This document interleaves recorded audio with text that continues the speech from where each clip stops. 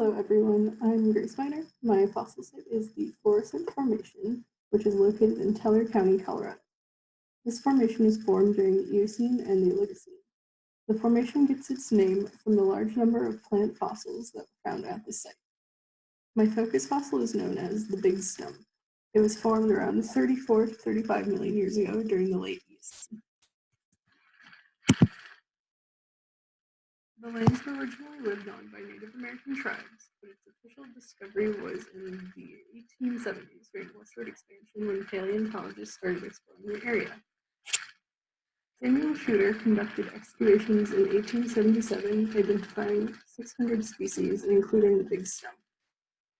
Another person who was vital to the Florissant Formation's exploration was Charlotte Hill.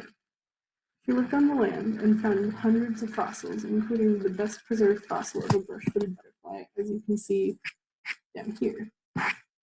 Above that, we have an artist's rendition of what the environment would have looked like during the Eocene. The Florissant discovery also uncovered a large collection of petrified wood tree stumps. To excavate these stumps, dynamite was used. There were also attempts to saw the stumps up to make it easier to transport them, since there was huge demand for the fossils at museums around the world. As you can see here, there's a saw blade still stuck in the tree. Many stumps and other fossils are no longer on site due to sale and theft, and there is even a court case to safeguard the remaining fossils. The Florissant Formation existed during a time when there was a warmer subtropic climate, but the range of plants changed as you moved from the lake that dominated the lower elevations up towards the volcano. The transition from a marshy subtropic forest to a pine-dominated temperate forest had a variety of plants and animals in the area because of this. The lake and streams in the Florissant Valley would have been depositional environments that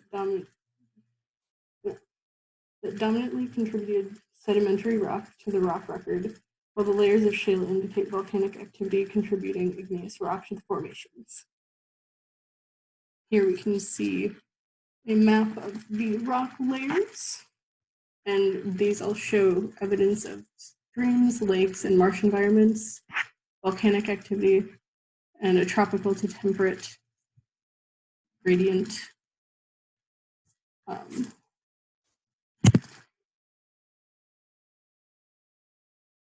The area had active volcanism during the late Eocene because of uplift and orogeny creating the Rocky Mountains.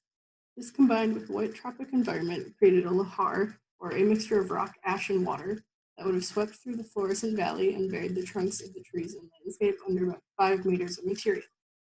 It would have flowed down the volcano cone, down into the valley here, and as you can see, it buried the tree stumps in this layer. The trees would have been buried and the upper portions would have died off, but the buried portions would have been entombed under the mud.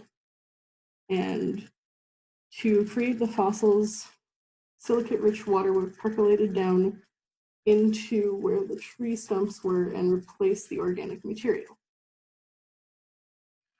The Big Stump itself is the largest discovered tree fossil, standing at 17.5 feet in diameter and about 10 feet high. It is thought to have been about 60 meters tall when it was alive. Here we can see people interacting with the stump for scale.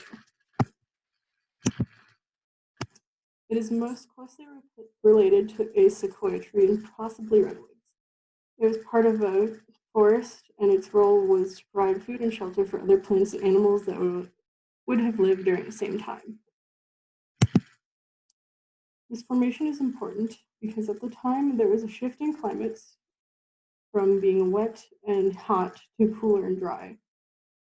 The lahars of the Rocky Mountain areas preserved most of the fossils found from the late Eocene to the Oligocene. Its abundance of fossils helps us identify a period of taxa diversification at the end of the Eocene that brings species of more similarity to what we see today in the United States.